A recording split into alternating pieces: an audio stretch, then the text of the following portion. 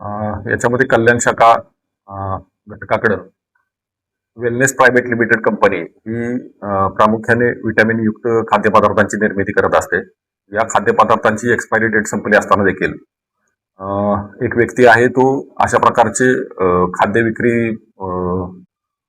Expiry झाले असताना देखील विकत आहे अशी माहिती मिळालेली होती. त्या अनुषंगानं मिनी बाजारपेठ या ठिकाणी छापा कारवाई करण्यात आली.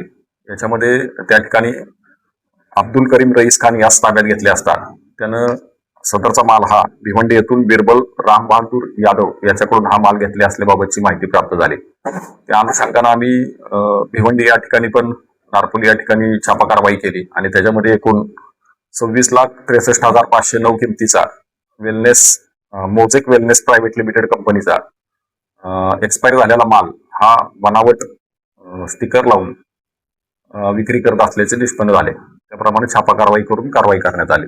यामध्ये किती लोकांना अटक करण्यात आली आणि किती दिवसापासून हे सर्व खेळ सुरू आहे? याच्यामध्ये 2 लोकांना अटक करण्यात आलेली आहे आणि हा साधारणपणे आमच्या माहितीनुसार प्राथमिक 6 महिन्यापासून विक्री करत असल्याची माहिती झालेली आहे. काय आवाहन करणार लोकांना? याच्यामध्ये जो आपण एखादा प्रोडक्ट घेतोय तो प्रोडक्ट नक्की त्याची एक्सपायरी डेट योग्य आहे किंवा त्याच्यावरती काही बनावट स्टिकर कोणी लावलेला आहे किंवा काही याबाबत खात्री करून लोकांनी अशा प्रकारचे खाद्यपदार्थ घ्यावेत.